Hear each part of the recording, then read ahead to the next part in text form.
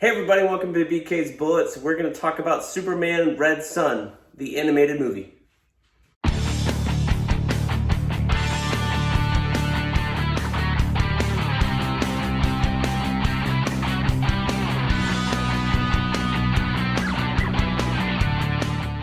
Hey everybody, welcome back to BK's Bullets. I am your host, Brent, and right by my side, in his man cave, we are here with Jim Afanis, aka Viper Magic. He's the guy that has been keeping this channel alive for the last month, and his guest reviews are always a big hit on my channel, as much as anything is. Gotta start somewhere. Yeah, exactly. So we're here. It's just taking some time, and I said, "Hey, you want to watch this Red Son movie? It just came out today. Let's check it out." Yes. And so we watched it, and we haven't talked about it at all. So this is our initial thoughts. So just to let everyone know what this is, what we watched. This is Superman Red Son, the animated movie from the DC animated line or whatever.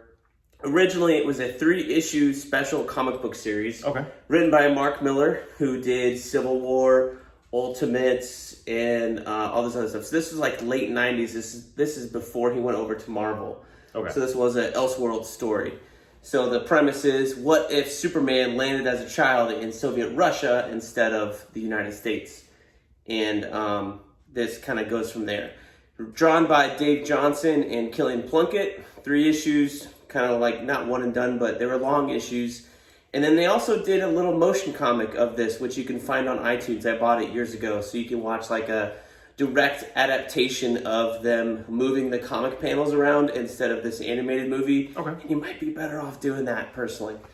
So, Jim, what did you think? First, I counted at least 4 times that you were asleep. Yes. Like, straight asleep, like snoring asleep. Yeah, I fell asleep a couple times in this movie. I liked it. You did? I liked it, however, I have some major issues with it.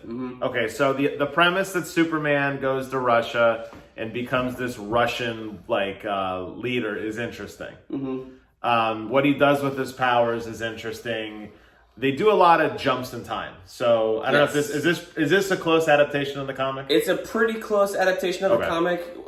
So the comic starts out and then it jumps in time a whole lot. So it does take this span over 25, This 30 is about years. 30 years or so. And that's it starts the same in mid-50s, and it ends in 83. The same thing they did in this movie. What this felt like to me, because these movies are so short, they're only an hour and 20 minutes. So they're almost feature length. This felt like a greatest hits of your favorite moments of the comic book. So here's Batman cough. Here's Wonder Woman. Yes, that's my biggest Here's the criticism. Green Lantern. And there was no setup behind any of it at all. It was very bizarre. That's my biggest... I like the overall idea, and I like that they kind of included the Elseworlds Green Lantern, the Elseworlds Batman, the Elseworlds Wonder Woman.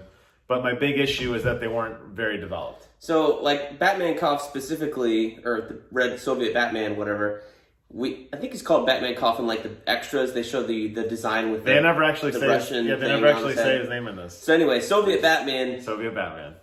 They kind of alluded that there's this little boy in the mine, and that's supposed to be Batman. You were like, is that Bruce Wayne? I was like, I don't remember. I was going to ask that. It looked just like a little Bruce Wayne in the mine when Superman realizes that he's been kind of manipulated by Stalin. So it's in the books, they had a whole lot more time, I guess, to explain why this anti-Soviet Batman is there.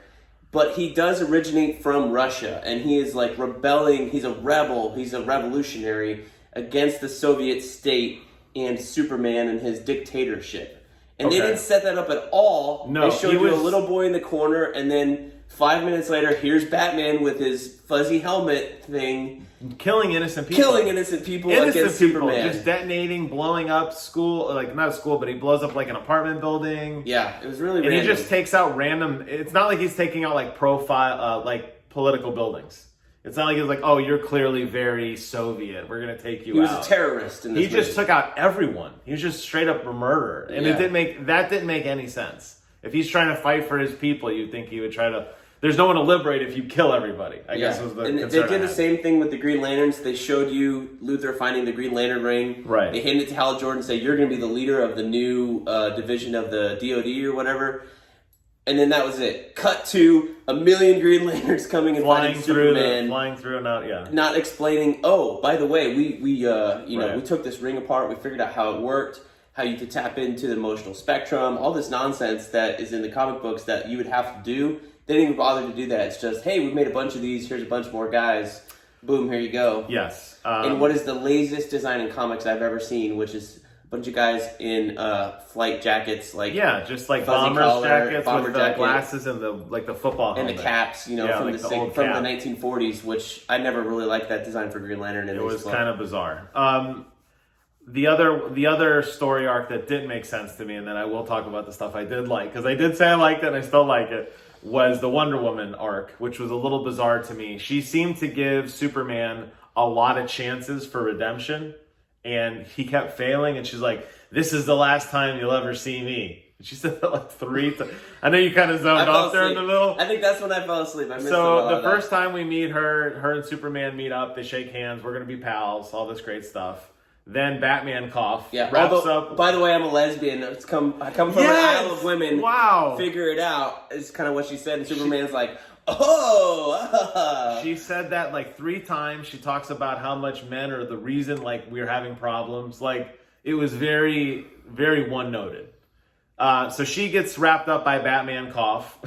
Then she breaks her chain, somehow turns into an old lady, says, you'll never see me again. And then about 20 minutes later, when the Green Lantern Corps is fighting Superman, she comes back and she's like, guys, stop fighting. You'll never see me again. I'm like, yeah, you said that already. Like, I didn't understand what her role in was all this. I mean, I know from the Justice League comics that her and Superman are close. And I think they dated in some version, they did date. I think in the New 52 they dated, or they kind of like insinuated they were dating or whatever. But like, they're just supposed to be. All 3 of those people are supposed to be good buddies. So to see them at odds is supposed to be interesting. So except it wasn't that interesting here. So I get the fact that maybe she's supposed to be his moral compass, and I'm just going to take that into the story, and that was fine. But she didn't really seem to guide him very well. She just like, oh, you're not doing the thing that I want you to do. Bye. And she just doesn't seem to like, hey, buddy, like you need to sit down. We need to sit down and have a long talk. And maybe that was something that was in the comic, but in here they just blew past all that. The other thing that this movie relies on is it relies on you knowing your European world history. Yes. And what communism was, oh, yes. who Stalin is, yes. and what they did back in the 1940s and 50s, right. and how the proletariat is supposed to be the common man and the definition of that term. Correct. And how everybody's a comrade, which is like their word for brother.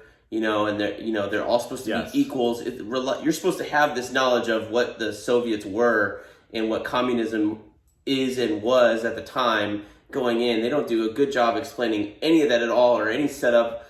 And because they don't do that, they don't really set up like Superman's belief system and how he's different than what he is. If he's raised in Kansas by 2 people. So correct. You get shot into Kansas, raised by 2 people who are Americans. They say, you're here for the betterment of every man, work together, but, you're an individual kind of thing. And, you have all the capitalist, I guess, stuff idealized into you.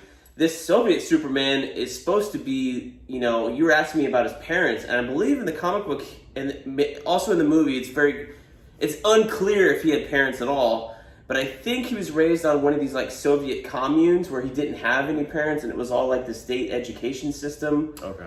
That was like drilling this stuff into him about the proletariat being the #1 priority, and salute to Stalin. I assume that's what it was, based on how loyal he was to it very rapidly. Right, but you're taking a whole lot of that from your knowledge of history in school, not from the movie. No, you're right. The movie didn't, and even with the explanation of, and I had to ask you a couple of times, like, who's this guy? Who's this guy? Like, they didn't really explain Green Lantern, which, okay, he's kind of a well-known guy. They didn't explain Brainiac at all. They just kind of took these characters and just threw them in there, and they didn't really why was Hal Jordan and Lex Luthor close? He's a random guy, like, hey, you're going to be the Green Lantern because the story needs you to be. And they do that sometimes in these films. They rely on your knowledge of the characters, but I get it. Like, when Brainiac showed up, they didn't even say, like, oh, he's an alien trying to do this. Brainiac just shows up and just starts takes shooting Stalingrad and turns it into a bottle city and stuff like that, and you're just supposed to know what Brainiac does all the time. Like, that's his shtick, basically. And Superman never cared who Brainiac was, why he was there. he was just a threat that he somehow turned into a friend. That they never explained either. That just happened. It cut from 1955 to like 83, and they're like, bros. Didn't this kind of feel, to me, this felt like a clip show of a longer season of like an animated series almost. It was almost like a greatest hits. Yeah. Previously, and it just showed snippets. But I still did think it was good. I like the redemptive arc, really, because to me, again, only reading what you give me, Lex Luthor to me has always been this evil villain, this evil mastermind. He's never up to any good. I've even watched him on this Arrowverse, and he's a jerk there, and he's always a weasel trying to get ahead. And even though he kind of started this show, kind of a weasel, legitimately at the end, he did resign. He didn't like try to keep any power. There was a scene earlier on where he forgot Lois's anniversary.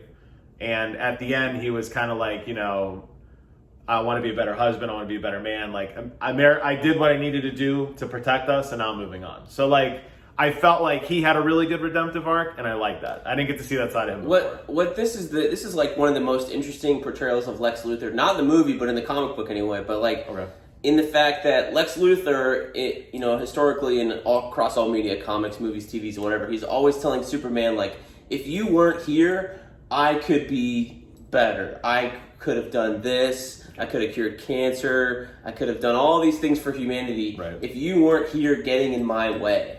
And Superman's always like, dude, I'm not in your way of curing cancer. You have an obsession with me that I'm an alien, and you could go do all those things without me getting interfered at all.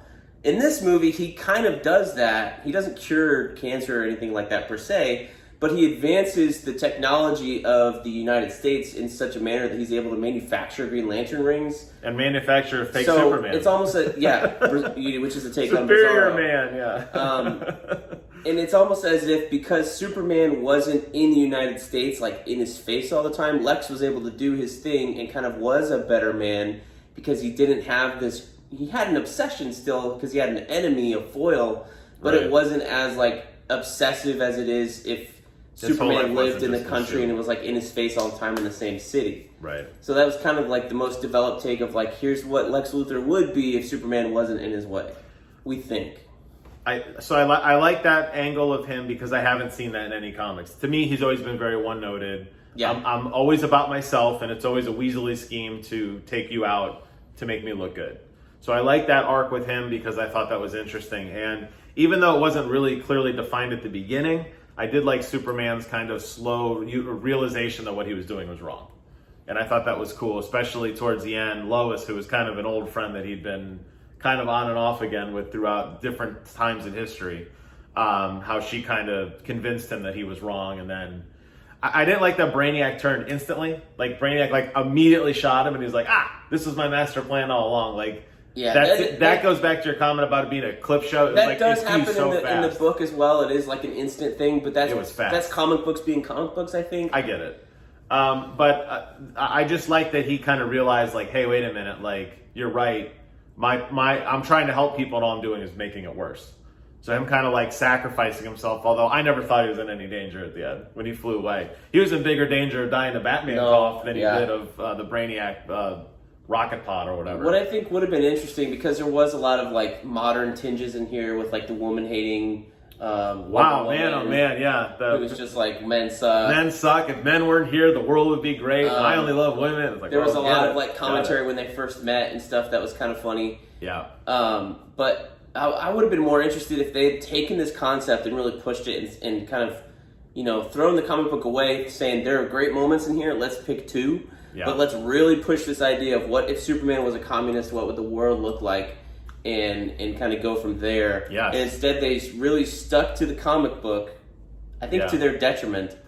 I think a lot of the references are dated. I mean, I remember, I was young, but I remember the remnants of what the Cold War was. And suddenly, I remember being young and people telling me like, hey, we're safe now. And I'm like, I was too young to understand. You got to know what the Berlin Wall is to understand a big scene in this movie. There's a lot, and I get it. It's true to the concept of like what was, historically it's somewhat accurate of what happened, at least in terms of how Soviet Russia fell and all that stuff, but obviously not with Superman. But You could have easily made Superman land in like North Korea or in China or somewhere else that I think would have been much more interesting. Yeah. Because there are much more threats to at least America right now than Russia is currently. Although you could argue that too, I guess, with the elections and all that. But I guess my point is, yes, you could have totally taken some really cool concepts and modernized them. But I still think even sticking to the old Russia story, maybe because they don't want to piss people off. Maybe half their animation comes from China. I mean, I think know. there's a lot that I think this studio is in South Korea that does the animation for them. Okay. I don't think they would have had a problem. I don't know. Maybe they're still on a ruffle feathers. Animating this thing. You just don't know the political climate. But I wonder if they stuck to the comic book because there are these not iconic but well-known images of a flight suit Green Lantern and the cap. And Batman Cough is well known because he's got a really cool design. It was really cool. And I did also over the Superman like outfit with the collar and the sickle and the hammer inside the shield is really well known. Something we didn't touch on, but as he progressed through, his outfit changed more and more, and he got more black. And he got the tall collar. It becomes more militaristic. It was really neat touch that you don't typically see. Typically, it's like this is your costume throughout the entire story. So it's cool to see him progress and get deeper and deeper in this ideology, which is what I thought made his last minute turn to like be a good guy again. Made it so cool. One thing they didn't do that I was disappointed was the ending. The ending, not the end. Brainiac turning on Superman is still there. Yep. In the comic book, Superman like flies away, never comes back like he does in the movie. Oh, interesting. Okay. And then the comic book does this really cool, weird turn where this is spoilers for the comic book, but it's not in the movie, so you're fine. Oh, God. Oh, okay. This will make you want to read it, and this is what I think makes the Red Sun comic so memorable was like the last 5 pages of the 3rd issue. Okay. Where they suddenly go like, okay, Superman set an example for us and for our society, and the world united and became more peaceful. And so that under Luthor's leadership or his example, blah, blah, blah, you know, generations down the past, they're this super advanced technological species or whatever, like millions of years into the future. And then suddenly they find out that their planet is dying. Oh, so it's like Krypton 2.0. And then a descendant of Lex Luthor, who's now the Luthor name has just been shortened to L. Interesting. Kal-El, Jor-El, etc. That's cool. Sends their only son off, and then that son goes through like a dimensional wormhole or something like that, and then lands in 1930s America, and you see like just the back of the head of the Kents and their old like 1940s truck. That's cool. So it's almost like a circle, like a time loop. A circular thing. Yeah, like okay. And that was cool. That's a really cool ending to a comic book, and I was hoping they were going to do it here, but they didn't do it at all. I didn't realize that would happen. They didn't have enough time. I would have liked that. That would have been a neat twist, especially because it just shows history repeats itself. But it doesn't do anything for the story. No, it's just a cool. It's just a cool thing. What makes you wonder now, especially with the Kal-El being L, and Lex Luthor and Superman's history, and like an alternate reality or something. It was a really cool ending. So that is really neat. I would have liked to see that. But I guess my recommendation is don't watch this movie. It's purely okay. The action's not that great. Thanks, dog. Thanks, Chloe. The action is not that great. I agree with that. After watching better animated movies out there, I really enjoyed watching the Batman or the Superman. I can't think of the name of it now. Superior Man, the Bizarro guy. No, the other cartoon we saw where there was Superman, the Death of Superman and the Return of Superman. Yeah. That action was way better than this. This was there wasn't a lot of fighting here. Other than the Green Lantern and Superman fighting, most of it was them just punching through mountains in the rubble of like, oh God, the dog's going to knock the light over. The rubble of the mountains coming down, and that was really about the best part of the action. Yeah. Really the rest of it was just a lot of talking and... Maybe, you missed it, but Batman fighting Superman was pretty good. I saw some of that. I dozed off. I think because I was like, at that point I was like, okay, this is the greatest hits, and I'm kind of bored. You didn't like Batman Cough? I mean, he almost kills Superman. He did. He does the same thing in the book. He blows himself up. He beats the crap out of Superman for probably about 5 minutes, and then he makes Wonder Woman watch. He's sadistic. Batman Cough, he needs to come back in some capacity. This is the Batman vs. Superman, like... Reiteration. The one you wanted to watch. Yes, this is the... God, this dog is everywhere. She's blind. What do you want from her? Well, you put the cone on her. I don't know. So I would say go read the comic book and then maybe visit this movie. I don't think this is necessary. I don't think. Yeah, it's not. It's not. I think they rushed through too many things. If the book did a little better job of explanation, I think your money's better spent there for sure. Yeah, I would say that. So thank you guys for watching this review of Superman Red Sun, the animated movie. Yes. For Jim Afanis, aka Viper Magic on YouTube, check out his channel for video games. I am Brent Casina. Like, comment, subscribe, ring that bell down below. Let us know what you thought of the movie. Absolutely. And as always, we will see you guys on the other side and in the funny pages.